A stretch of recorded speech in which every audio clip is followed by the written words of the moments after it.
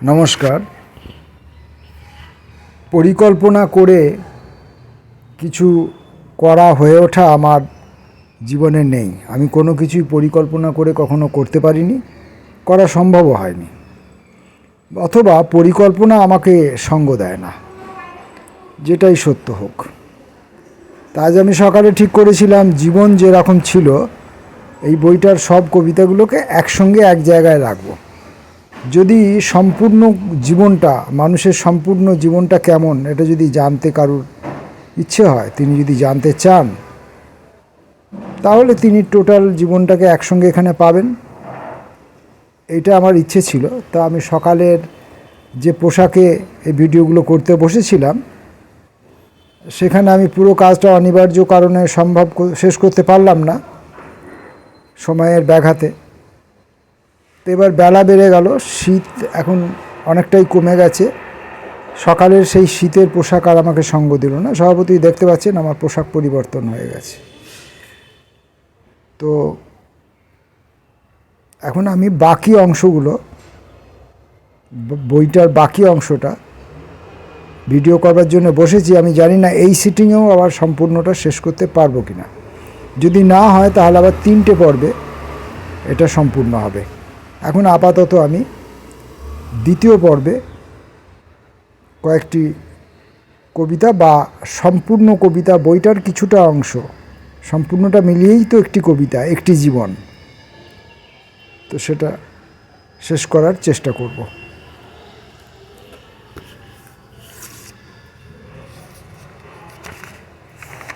বালকের মনে চিন্তা, সেখান অবধি আমাদের পড়া হয়েছিল। এবার উদাসীনতার মোহ। এক সময় নাকি এখানে একটা নদী ছিল, এখন সে জায়গাটা নেহাতি দিন, ফাঁকা, শুকনো, বিমর্ষ মনের ছায়া পড়ে আছে অবাঞ্ছিত প্রার্থনার মতো।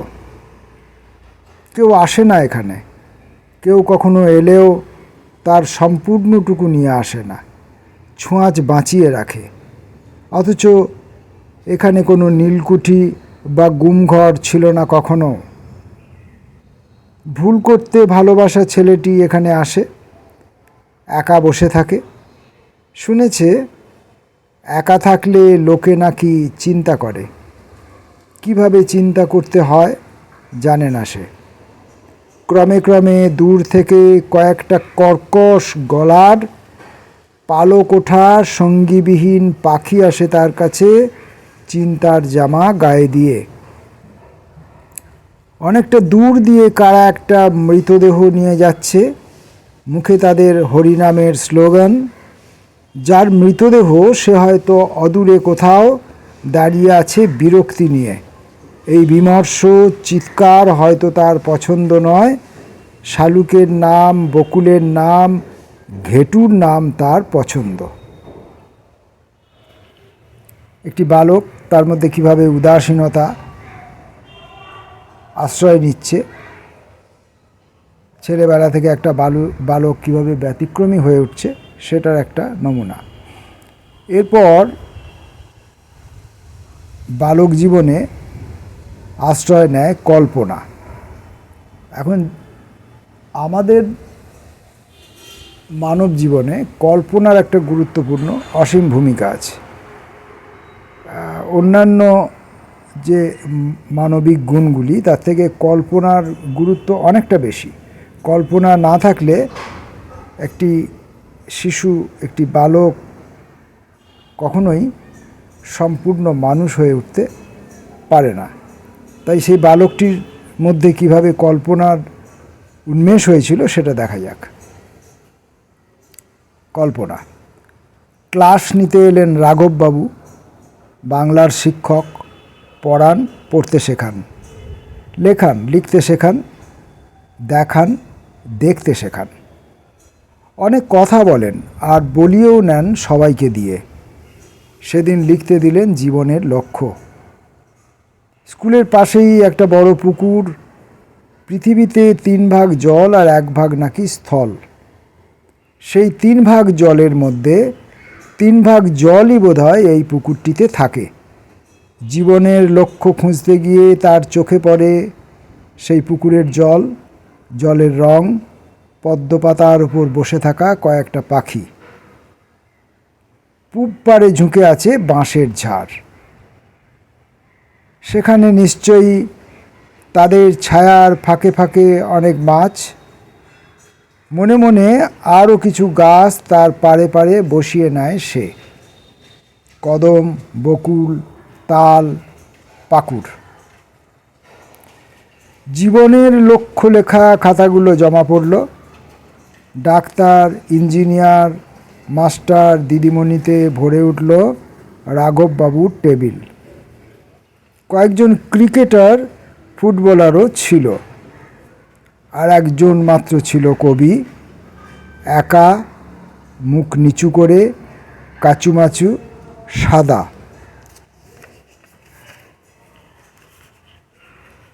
কোনো বালকের, কিশোরের জীবনের কল্পনা তো, এই লক্ষ্য তো কবি হওয়া হয় না।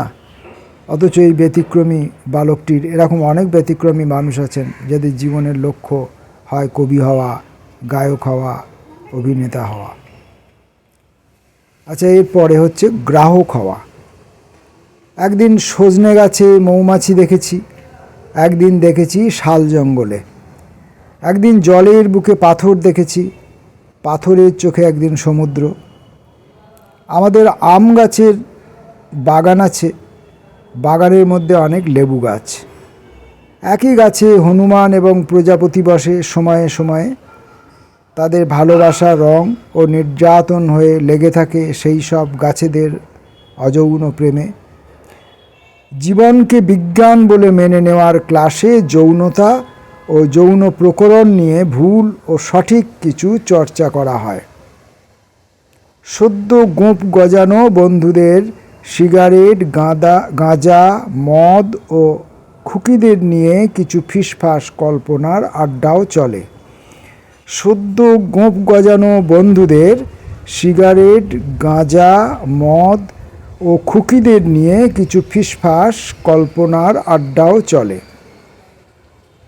ডিম কিভাবে কোন গাছে তৈরি হয় জানার জন্য লাইব্রেরির গ্রাহক হয়েছি সেই সময়। এরপর ছেলেটি আস্তে আস্তে বড় হচ্ছে। আখ মারাই হচ্ছিল, কবিতার নাম বড় হওয়া। আখ মারাই হচ্ছিল আখশালে, মেশিনে পিষে বার হচ্ছিল আখের রস। পাশেই দুটো বড় উনুন, লোহার কড়াইয়ে সেই রস ফুটিয়ে গুড় তৈরি হচ্ছে। ছেলেপুলেরা গিয়ে দাঁড়ালে খালি হাতে ফেরায় না তাদের শালের মালিক, একগাছা করে আখ প্রত্যেককেই দেয়।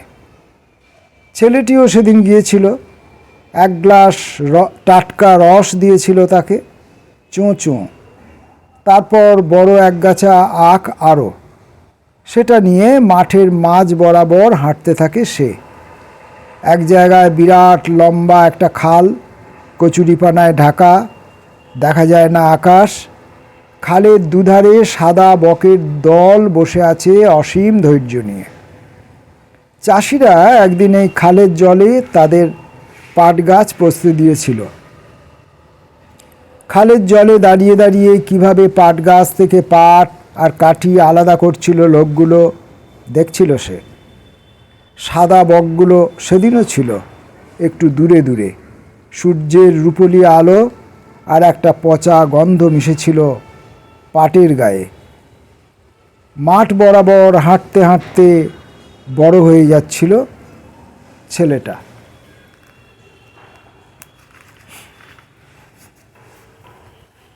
প্রত্যেক মানুষই তার জীবনে কিছু না কিছু আবিষ্কার করেন, ব্যক্তিগতভাবে আবিষ্কার, যেটা তার আগে পর্যন্ত ওই মানুষটির, ওই বা বলা ভালো সেই বালকটির, সেই কিশোরটির তখনও পর্যন্ত জানা ছিল না। সে প্রথম জানলো, সেটা তার কাছে তখন আবিষ্কার। কে কবে এর আগে আবিষ্কার করেছে সেটা কোনো গুরুত্বপূর্ণ বিষয় নয়। দুটো সাপ গল্প গাছা করছিল আমবাগানে, একান্ত নির্ভীতে। এখন আমের সময় নয়, আম লোকও বড় একটা আসে না সেদিকে। অসংখ্য গাছের তলা দিয়ে অনেক রাস্তা এদিকে ওদিকে সেদিকে, যেন পথিককে বিভ্রান্ত করাই তার উদ্দেশ্য। যারা পৌঁছবার আগে ঠিকানা নির্দিষ্ট করে নেয় তাদেরই ঠকায়। আবার অবাক হয়ে দেখে সেই বেভুল লোকেরাই নতুন রাস্তার জন্ম দেয়। বড় রাস্তার গুমর সহ্য হয়নি ছেলেটার, ঢুকে পড়েছিল আমবাগানে। শঙ্খ লাগা সাপেদের দেখেছিল খুব কাছ থেকে। তার ভেতরেও একটা সাপ যেন কুণ্ডলি ছেড়ে সোজা হচ্ছিল, ছোবল মারছিল মনের দেওয়ালে, আর কিছু ছবি সক্রিয় হচ্ছিল শূন্য ক্যানভাসে। আয় আয় আয়, গাছেরা ডাকে পরস্পরকে, মানুষের নাম দেওয়া ইতর প্রাণীরা ডাকে পরস্পরকে, জ্বর অজর ডাকে পরস্পরকে। তারও ভেতর থেকে সেই ডাক উঠে আসছে, শরীরের প্রতিটি অঙ্গ প্রতিটি কোষকে ডাকছে, আয় আয় আয়। কাকে ডাকছে জানে না। এরপরে ইন্দ্রজাল, সে চলে গিয়েছে অনেক আগে। সে যে কে জানত না ছেলেটি, লেখকও জানে না, পাঠকের তাই জানার উপায় নেই। ছায়াটি কেবল এখনও রয়ে গেছে ছেলেটির সঙ্গে। সে ছায়ার ভাব গন্ধ বাক্য বিনিময় চলছে হাওয়া ও আলোর পৌরোহিত্যে। রাস্তার সঙ্গে বিভিন্ন রকম বয়সের কথাবার্তা হয়।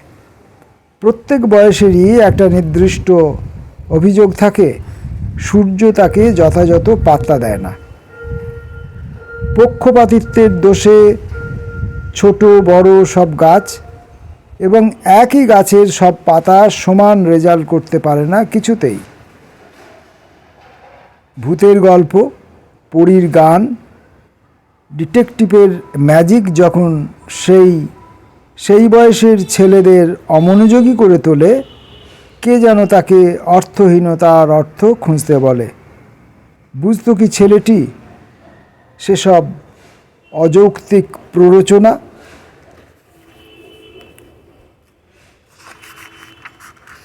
এইবার বয়ঃসন্ধি, জীবনের একটা খুব গুরুত্বপূর্ণ অংশ। প্রত্যেকটি মানুষেরই জীবনের এই সময়টিকে নিয়ে অনেক ইতিহাস, অনেক স্মৃতি, অনেক গল্পগাছা থাকে। বয়ঃসন্ধি, কিছুদিন ধরেই চেনা জলকে আর চিনতে পারছে না ছেলেটি। হাওয়ার শব্দ যেন আর আগের মতো নেই।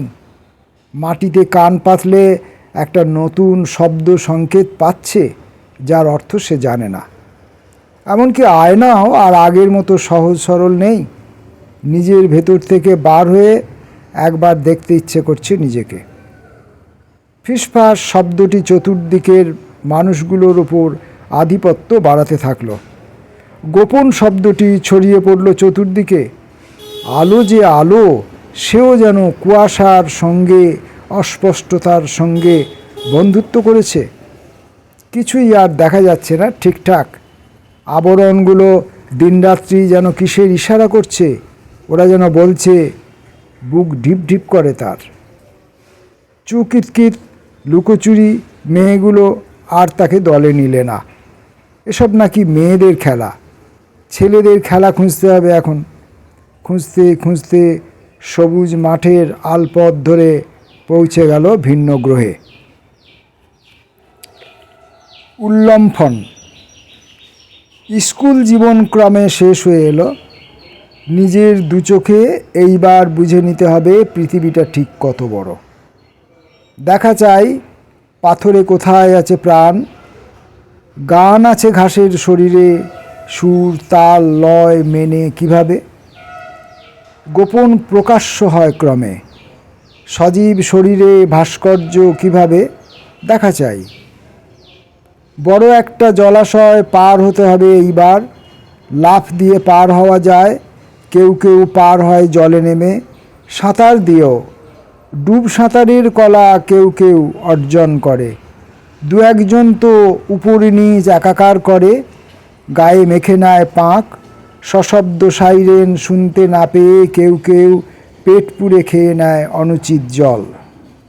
যুগে যুগে এইখানে তলিয়েও গেছে নাকি জীবনের আরম্ভ অনেক, রাস্তাটি কত বড় জানা নেই, তবু নামতেই হবে এইবার।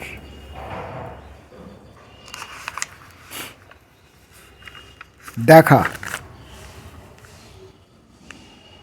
কাঁচা মাটি দিয়ে গড়েছিল কুমোর, বুকের নরমকে মেখেছিল যত্ন দিয়ে, সেখানে মিশিয়েছিল রাত্রের ঘুম, স্বপ্ন সমপরিমাণে। কুমোরের হাতে গড়া মেয়ে চোখ মেলেছিল, ঠোঁট নড়েছিল, সময় এসে পেয়েছিল ঋতু। সেই মেয়ে একদিন পথে যেতে যেতে দেখে একটি পাথর এক অহংকারী যুবকের মতো অর্জন করেছে দৃঢ়তা। পেশি আছে, অস্থি আছে, সর্বোপরি ভালোবাসা আছে বলে তার প্রেমে আকাশের বিস্তার বাড়ে। মাটির মেয়েটি তার প্রেমে পড়ে। এরপর কলেজ জীবন। জীবন এখানে এসে দেখতে শেখে। জীবনের চোখ থাকে যত জোড়া, সক্রিয় হয়ে ওঠে ক্রমে ক্রমে। চোখে গান আসে, গান জানে অশ্রুর অনুবাদ রীতি। কুমোরের মেয়ে আর পাথুরে যুবক মিলে পথ তৈরি হয়। সেই পথ ধীরে ধীরে সংখ্যায় বাড়ে, অভিমুখ বাড়ে, আর পথের প্রতীক জনে জনে দূরত্বকে মেনে নেয় শিল্পের কারণে। এভাবে জীবনের সূক্ষ্ম সূক্ষ্ম অনুভূতিগুলো যেভাবে অন্য সকলের ক্ষেত্রে আসে, সেই তথাকথিত বালক যে এখন অনেকটা বড় হয়েছে তার জীবনেও আসছে। ভালোবাসা, ওগুলো যে স্বপ্ন বুঝে উঠতে লেগেছিল কিছুটা সময়। পোষা বেড়ালের ঘাড়ে সিংহের কেশর কিভাবে এলো, কিভাবে সে হত্যার প্রয়োজনে সমপরিমাণ ভালোবাসা সংগ্রহ করেছিল থাবায় ও নখে, সহজে বুঝিনি। ক্রমে ক্রমে একে তাকে জিজ্ঞাসা করে জড় ও জীবের মৃদু সাহায্য পেয়ে বুঝি একদিন কেমিস্ট্রির প্রায় সব কথাই কেমিস্ট্রি বইতে লেখা নেই। উদ্ভিদের মাংসল দেহে আর মানুষের নিজস্ব ইস্পাত থেকে ক্রমে ক্রমে দেখতে পাই স্বপ্নের সামগ্রিক দেহ। আমার শরীরে জেগে ওঠে দীপার স্তনের স্পর্শ। তবু আমার তৃষ্ণার আঠা জমে জমে পাথরের রূপ নিয়ে চিত হয়ে পড়ে থাকে তার দুই নিস্পৃহ চোখের চাতালে। লোকে একে স্বপ্ন বলে, দেখে সেই স্বপ্ন কিভাবে খেজুর গাছের শিউলি হয়। আমি ভাবি এই হয়তো কবিতার ভ্রম।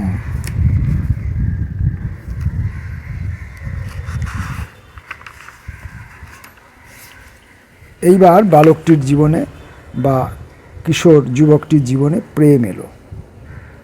তারপর জীবনে একটা সময় এলো কর্মবীর পুরুষদের জীবনীগুলো আর মমতাময়ী মায়েদের স্পর্শগুলো বলতো কাজ করতে হবে, লীন হতে হবে।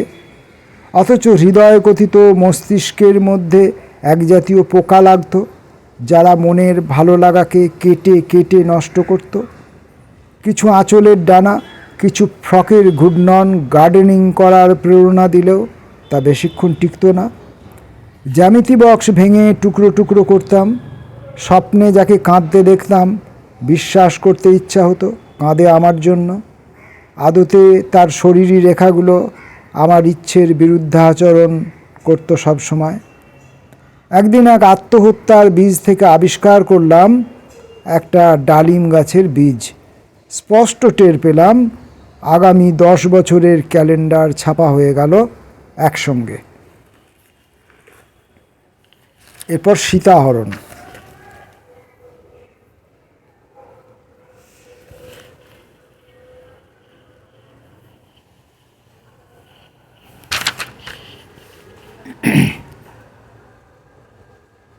একটা পুকুরের পাশে আরও একটা পুকুর শুয়ে থাকে। পুকুর দুটো যে দুটো একটা নয় সেটা বোঝার জন্য একটা আরোপিত বাঁধ ছিল, তাকে বর্ডার বলতে পারো। দেখা না গেলেও অনুভব জানতো সেখানে একটা কাঁটা তারের বেড়া আছে। তার চোখে একটা বড় একটা ছোট, বড়টা কখনো ছোট, আবার ছোটটা কখনো বড়। একটা পুকুর কখনো পুরুষ, অন্যটা তখন নারী। অবশ্য তাদের কোনো যৌন অঙ্গ নেই, তবু রমণ রয়েছে পুরো মাত্রায়।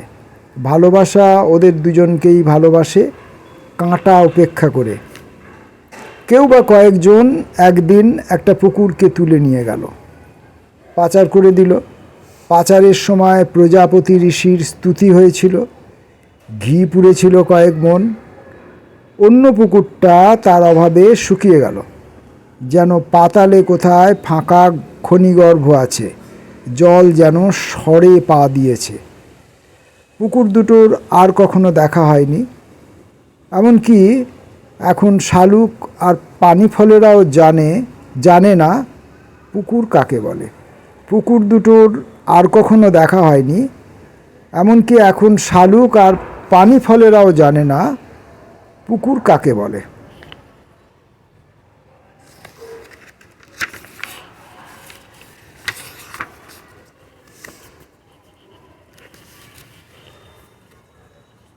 বাকি যে অংশটা আছে সেটা নিয়ে আর একটা ভিডিও করতেই হবে, নচেত পুরোটা শেষ করা যাবে না।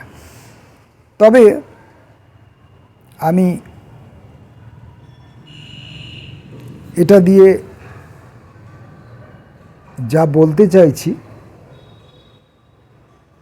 তা হলো যে সমস্ত মানুষের জীবনে সাধারণভাবে যে যে ঘটনাগুলো ঘটে, সেই প্রতিটি সাধারণ ঘটনা কিন্তু আসলে এক একটি অসাধারণ ঘটনা। আপাতত এখানেই শেষ করছি। পরবর্তী ভিডিওয়ে বাকি অংশটা শেষ করতে পারবো আশা করছি। নমস্কার।